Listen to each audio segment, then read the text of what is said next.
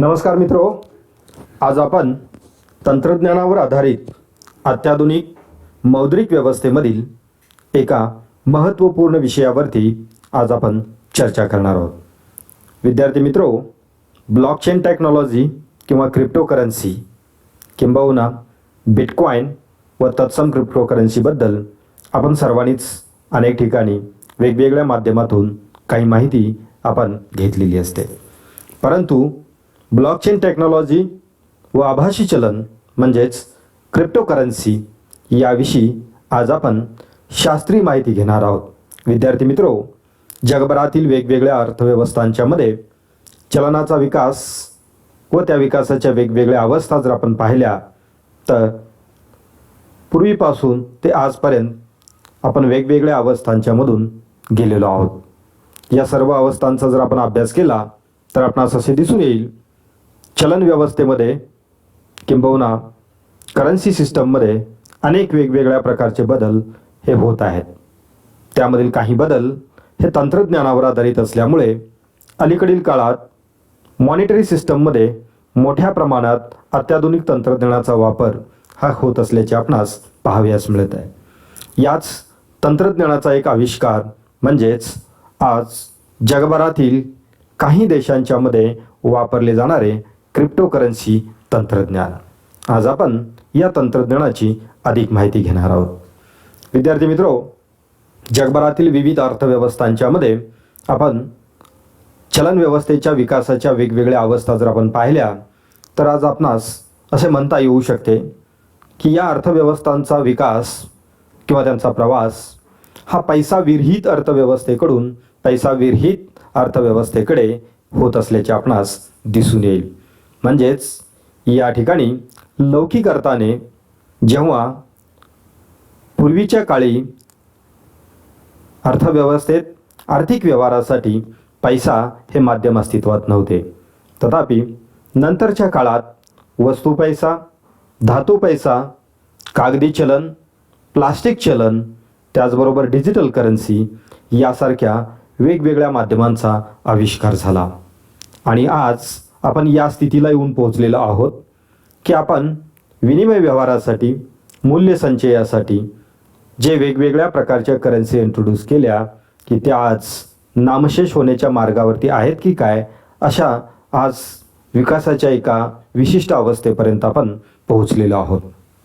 कारण आभासी चलनाची संकल्पना ही प्रामुख्याने डिसेंट्रलाइज करन्सी म्हणजेच केवळ एखाद्या देशातील मध्यवर्ती बँकेने चलन निर्माण करणे व त्या देशातील लोकांनी त्या चलनाचा वापर करणे या संकल्पनेपासून आज आपण फारकत घेतो आहोत की काय, अशी परिस्थिती आज निर्माण झालेली आहे.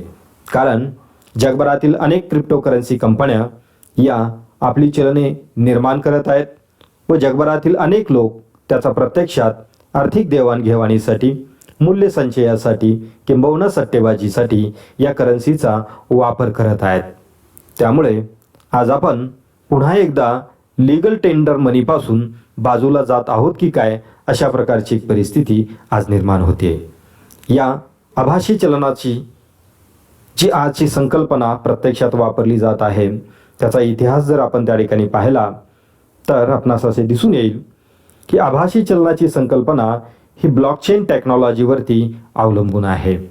जगात सर्वप्रथम होस्ट फिसेलिया या संशोधकाने 1975 मध्ये ब्लॉकचेन तंत्रज्ञानाचा शोध लावला. त्यानंतर 1981 मध्ये डेव्हिड चोम या संशोधकाने untraceable electric mail, return address and digital pseudonym या संकल्पनेचा उहापोह केला. या संकल्पनेमध्ये त्यांनी ब्लॉकचेन टेक्नॉलॉजी ही प्रत्यक्षात या तंत्रज्ञानामध्ये कशी वापरता येईल याविषयीची चर्चा केलेली आपणास दिसून येते. पुढे 1990 मध्ये की त्यांनी या संकल्पनेचा वापर डिजिटल कॅशसाठी कसा करता येईल याचा विचार केला आणि त्याने 1990 मध्ये डिजी कॅश नावाची एक डिजिटल कॅशची कंपनी ही सुरू केली. त्यानंतर या संशोधनास खऱ्या अर्थाने गती देण्याचे काम किंवा त्याचं रूपांतर डिजिटल कॅशमध्ये करण्याचे कार्य हे प्रामुख्याने सतोशी नाकोमोटो या व्यक्तीने केलेले दिसते. सतोशी नाकोमोटो यांनी 2009मध्ये आपल्या संशोधन पत्रिकेच्या माध्यमातून, आपल्या रिसर्च पेपरच्या माध्यमातून या तंत्रज्ञानाचा उपयोग कॉइन्स किंवा डिजिटल करन्सी करण्यासाठी कशा पद्धतीने करता येईल याविषयीची मांडणी केली आणि त्यामधूनच बिटकॉइन ही संकल्पना पुढे आल्याचे आपणास दिसून येते. यासाठी त्यांनी क्रिप्टोग्राफीमधील सिक्युअर्ड हॅश अल्गोरिदम म्हणजेच SHA या तंत्रज्ञानाचा वापर करून बिटकॉइनचा आविष्कार केला. आज क्रिप्टोकरन्सी म्हणजे त्या ठिकाणी बिटकॉइन अशा प्रकारचा एक परवलीचा शब्द झाल्याचे दिसून येते. तथापि जगभरात 2000 पेक्षा अधिक कंपन्या अशा प्रकारच्या क्रिप्टोकरन्सी निर्माण करण्याचे कार्य करतात. तरी देखील त्यामध्ये सर्वाधिक हिस्सा ह्या बिटकॉइनचा असल्यामुळे क्रिप्टोकरन्सी या शब्दाचा उल्लेख केल्या आपणास पटकन जे कॉइन आठवते ते म्हणजे बिटकॉइन. विद्यार्थी मित्रो, हे बिटकॉइन किंबहुना क्रिप्टोकरन्सी तंत्रज्ञान किंवा या प्रकारची चलन व्यवस्था ही ब्लॉकचेन तंत्रज्ञानावरती अवलंबून असते. आपण आता ब्लॉकचेन टेक्नॉलॉजी हा नेमका काय प्रकार आहे तो आपण या ठिकाणी समजून घेणार आहोत. ब्लॉकचेन टेक्नॉलॉजी ही डिजिटल तंत्रज्ञानामधील एक महत्त्वाचं तंत्रज्ञान असून की ज्यामध्ये डेटा स्टोरेज करण्यासाठी डिजिटल ब्लॉक्स हे क्रिएट केलेले असतात. हे डिजिटल ब्लॉक हे डेटा किंवा इन्फॉर्मेशन स्टोअर करणे, त्याचबरोबर ते ट्रान्सफर करण्यासाठीची चेन क्रिएट करण्यासाठी या तंत्रज्ञानाचा उपयोग होत असतो. जेव्हा निर्माण केलेले चलन हस्तांतरित होत असते तेव्हा ते डेटा ब्लॉकच्या स्वरूपात ट्रान्सफर होत असते आणि जेव्हा हे डेटा ब्लॉक ट्रान्सफर होतात तेव्हा ते एक प्रकारचा पाथ क्रिएट करतात व त्यामधून जी कनेक्टिव्हिटी निर्माण होते त्या कनेक्टिव्हिटीच्या माध्यमातून वेगवेगळ्या ब्लॉकची चेन निर्माण होते. ही चेन म्हणजेच ब्लॉक चेन की ज्याच्यामध्ये त्याचं हिस्टॉरिकल रेकॉर्ड तपासणे, त्याचा स्ट्रेस करणे, त्याचबरोबर संबंधित इन्फॉर्मेशन कोणत्या सोर्समधून आलेली आहे, कोणत्या लोकेशनवरून आलेली आहे याचा शोध घेता येणे या तंत्रज्ञानामध्ये शक्य असते. ब्लॉकचेन तंत्रज्ञानाचा वापर हा एका सार्वजनिक रजिस्ट्रीच्या माध्यमातून केला जातो की ज्यास आपण पब्लिक रजिस्टर असे म्हणू शकतो. हे पब्लिक रजिस्टर एक ओपन सोर्स पब्लिक रजिस्टर असते की ज्यामधील माहिती कोणत्याही व्यक्तीला किंवा संस्थेला पाहता येणे शक्य असते.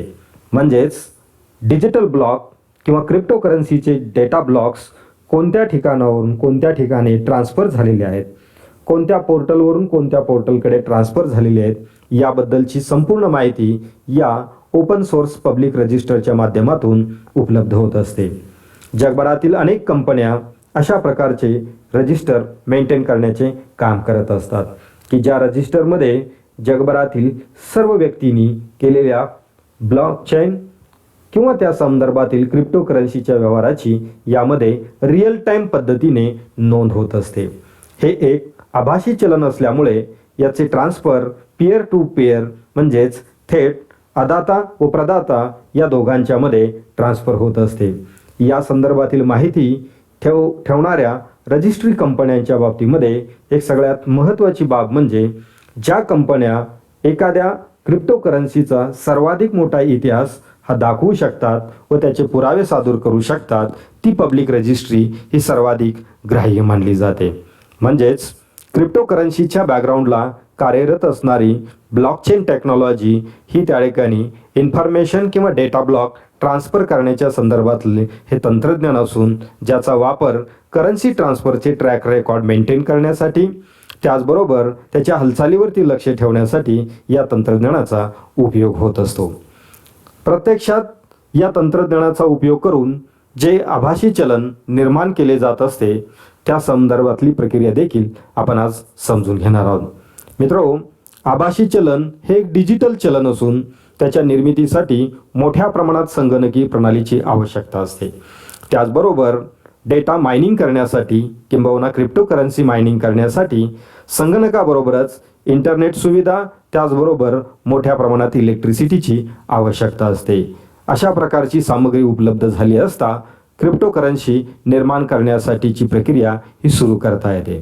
तथापि अशा प्रकारची तंत्रज्ञान प्रणाली, इंटरनेट व इलेक्ट्रिसिटीची सुविधा एका इंडिव्हिज्युअल व्यक्तीस उपलब्ध करून घेणे सहज शक्य असत नाही. त्यामुळे जगभरामधील बहुतांश मोठ्या कंपन्या अशा प्रकारची सिस्टम उपलब्ध करून देण्याचे कार्य करतात. ही सिस्टम वापरणारे अनेक वेगवेगळ्या व्यक्ती किंवा संस्था हे चलन निर्माण करण्याची प्रक्रिया पूर्ण करत असतात, की ज्यास आपण क्रिप्टोकरन्सी मायनिंग असे आपण म्हणतो. म्हणजेच क्रिप्टोकरन्सीचा या डेटा ब्लॉक्समधून शोध घेण्याची जी प्रक्रिया असते त्यास करन्सी मायनिंग असे म्हटले जाते. प्रत्यक्षात हे मायनिंगचे काम करणाऱ्या ज्या व्यक्ती किंवा संस्था असतात त्यास आपण क्रिप्टोकरन्सी मायनर्स म्हणजेच यांचा शोध घेणारे व्यक्ती किंवा घटक असे आपण त्यास म्हणू शकतो. सध्या क्रिप्टोकरन्सी मायनिंगमध्ये 2 प्रकारचे मॉडेल्स हे यूज केले जातात, ज्यामधील पहिले मॉडेल म्हणजे सोलो मायनिंग आणि दुसरा प्रकार म्हणजेच पूल मायनिंग. सोलो मायनिंगमध्ये केवळ एक व्यक्ती अशा प्रकारचे क्रिप्टोकरन्सी मायनिंगचे कार्य करत असते. तथापि पूल मायनिंगमध्ये 2 किंवा अधिक व्यक्ती एकत्र येऊन संबंधित सिस्टमचा वापर करून क्रिप्टोकरन्सी मायनिंग करण्याचे काम करत असतात. आता हे प्रत्यक्षात करन्सी मायनिंग ही प्रक्रिया नेमकी काय असते, तर सिस्टम प्रोव्हाइड करणाऱ्या कंपन्या अनेक वेगवेगळ्या प्रकारचे क्रिटिकल पझल्स व मॅथमॅटिकल कॅल्क्युलेशन्स सोडवण्यासाठी देत असतात. जो मायनर अशा प्रकारचे पझल सॉल्व्ह करतो त्यास रिवॉर्डच्या स्वरूपात ठराविक क्रिप्टोकरन्सी ही त्यास अवॉर्ड म्हणून दिली जात असते. म्हणजेच जो मायनर मोठ्या प्रमाणात असे पझल्स किंवा मॅथमॅटिकल कॅल्क्युलेशन्स सॉल्व्ह करू शकतो त्यास मोठ्या प्रमाणात करन्सी ही उपलब्ध होत असते आणि तो प्रत्यक्षात त्याचा वापर त्या ठिकाणी करू शकतो. असे जरी असले तरी आभासी चलन हे अमर्यादपणे निर्माण करता येत नाही, कारण ज्या कंपन्यांनी ही सिस्टम उपलब्ध करून दिलेली असते त्या सिस्टमच्या द्वारे एका विशिष्ट मर्यादेमध्येच क्रिप्टोकरन्सीची निर्मिती करता येते. या ठिकाणी ही एक बाब आपण आवर्जून लक्षात ठेवणे आवश्यक आहे की जरी क्रिप्टोकरन्सीमध्ये खाजगी कंपन्या किंवा खाजगी व्यक्ती क्रिप्टोकरन्सी निर्माण करू शकत असल्या तरी त्याची निर्मिती ही अमर्यादपणे करता येत नाही, कारण त्याच्यावरती विशिष्ट तांत्रिक मर्यादा असतात आणि म्हणूनच क्रिप्टोकरन्सीची किंमत ही त्या ठिकाणी पैशाप्रमाणेच मोठ्या प्रमाणात असल्याची आपणास दिसून येईल, की ज्या ठिकाणी डिमांड अँड सप्लाय किंवा मागणी पुरवठ्याचा नियम याही ठिकाणी ॲप्लिकेबल हा होत असतो. त्याचबरोबर या सर्व प्रकारच्या मायनर्सनी निर्माण केलेल्या क्रिप्टोकरन्सी आणि त्यांच्या हालचाली या पब्लिक रजिस्टरमध्ये नोंद करून ठेवलेल्या असतात आणि या नोंदीमध्ये अनेक वेगवेगळ्या प्रकारच्या तांत्रिक कंपन्या काम करतात. ज्या कंपनीकडे आभासी चलनाचा सर्वाधिक मोठा इतिहास किंवा लॉंग टर्म हिस्ट्री अवेलेबल असते अशा कंपनीचे पब्लिक रजिस्टर हे अधिकृत मानले जाते. त्यामुळे आभासी चलनाच्या सेक्टरमध्ये करन्सी मायनर्स त्याचबरोबर करन्सी मायनिंगची सिस्टीम उपलब्ध करून देणाऱ्या कंपन्या, त्यामध्ये सोलो मायनर्स व पूल मायनर्स यांच्याबरोबरच पब्लिक रजिस्ट्री मेंटेन करण्यामधून देखील मोठ्या प्रमाणात रोजगाराच्या संधी व गुंतवणुकीच्या संधी जगभरातील अर्थव्यवस्थांच्यामध्ये उपलब्ध झाल्याचे आपणास दिसून येत आहे. तर विद्यार्थी मित्रो, या पद्धतीने आभासी चलनाची निर्मिती ही त्या ठिकाणी केली जात असते. आता आपण जगभरामध्ये या आभासी चलनांचा वापर हा कोणकोणत्या पद्धतीने त्या ठिकाणी होत आहे, कोणकोणत्या कंपन्या यामध्ये कार्यरत आहेत याचा आपण आढावा घेणार आहोत. मित्रो, 2019 अखेर जर आपण माहिती घेतली तर जगभरात 2071 पेक्षा अधिक कंपन्या क्रिप्टोकरन्सीची निर्मिती करण्याच्या कार्यात या व्यस्त असल्याचे आपणास दिसून येते. 2019 अखेर ज्या क्रिप्टोकरन्सीची निर्मिती करण्यात आलेली आहे त्याचे विद्यमान मूल्य जर आपण त्या ठिकाणी पाहिले तर ते $12,831.55 कोटी एवढे असल्याचे आपणास दिसून येईल. यामध्ये सातत्यानं वाढही होत असल्याचे आपणास निदर्शनास येईल. त्यामध्ये प्रामुख्याने bitcoin, ethereum, bitcoin cash, litecoin, ripple, dash, एनियम, मोनेरो, IOTA, एनिओ याचबरोबर इतर वेगवेगळ्या क्रिप्टोकरन्सी कंपन्यांचा यामध्ये समावेश होतो. आपण या 10 महत्त्वाच्या कंपन्या जर आपण पाहिल्या तर यामध्ये आपणास असे लक्षात येईल की बिटकॉइन या कंपनीचा या संपूर्ण क्रिप्टोकरन्सी व्यवहारामध्ये एकूण हिस्सा हा 53.99% इतका असल्याचे आपणास दिसून येईल. त्यानंतर उर्वरित कंपन्यांच्या मध्ये इथेरियम या कंपनीचा हिस्सा 9.7% आहे, तर या व्यतिरिक्त इतर कंपन्यांचा हिस्सा हा 2%पेक्षा कमी असल्याचे आपणास दिसून येईल. म्हणजेच या 10 महत्त्वाच्या लीडिंग क्रिप्टोकरन्सी कंपनी जगभरामध्ये या क्रिप्टोकरन्सी सप्लाय करण्याचे किंवा त्या प्रकारचं तंत्रज्ञान मायनर्सना उपलब्ध करून देण्याचे कार्य हे करत असल्याचे आपणास दिसून येईल. त्याचबरोबर जगभरातील ज्या वेगवेगळ्या कंपन्या क्रिप्टोकरन्सी उपलब्ध करून देत आहेत त्यांच्या माध्यमातून किती मोठ्या प्रमाणात क्रिप्टोकरन्सी निर्माण होऊ शकतील की याची माहिती या तक्त्याच्या माध्यमातून दिलेली आहे. आपण ज्या 10 महत्त्वाच्या क्रिप्टोकरन्सी कंपन्यांचा विचार करत आहोत की त्यांच्याकडील उपलब्ध असणारी अपेक्षित क्षमता, या क्षमतेचा जर विचार आपण केला तर यावरून आपणास असे दिसून येईल की बिटकॉइन ही जास्तीत जास्त 12 मिलियन एवढा त्या ठिकाणी क्रिप्टोकरन्सी सप्लाय करू शकते. इथेरियम देखील 12 मिलियनपर्यंत जाऊ शकते.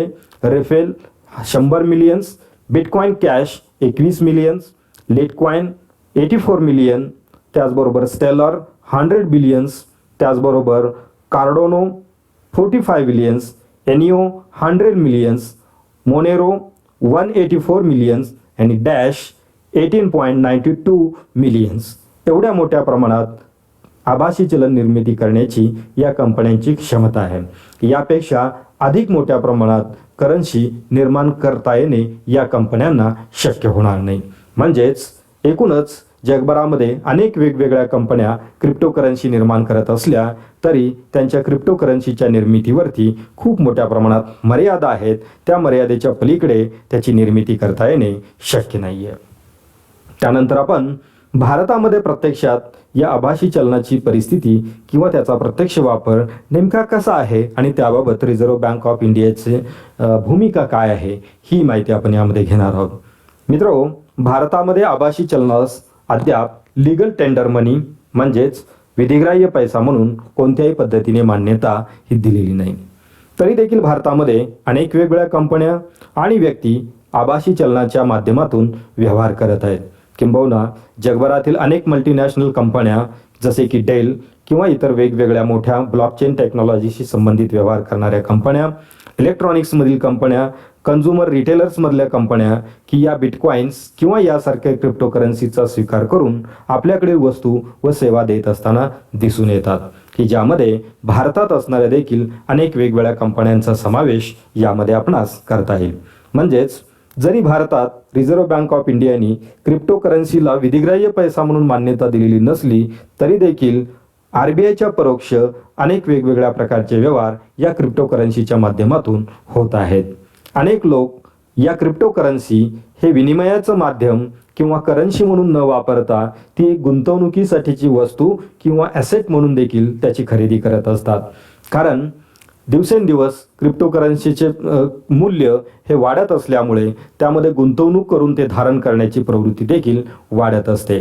तथापि अशा प्रकारे होणारी किमतीतील वाढ ही तात्कालिक असू शकते याचे अनुभव जगातील अनेक गुंतवणूकदारांनी विद्यमान परिस्थितीमध्ये घेतलेले आहेत. कारण ही एक डिसेंट्रलाइज्ड करन्सी असल्यामुळे व त्यावरती कोणत्याही देशातील शासनाचे त्याचबरोबर मध्यवर्ती बँकेचे नियंत्रण नसल्यामुळे त्याच्या किमतीमध्ये खूप मोठ्या प्रमाणात चढ उतार होत असतात. या चढ उताराचे फायदेही मिळू शकतात, त्याच पद्धतीने गुंतवणूकदारांचे त्यामध्ये प्रचंड नुकसानही होऊ शकते.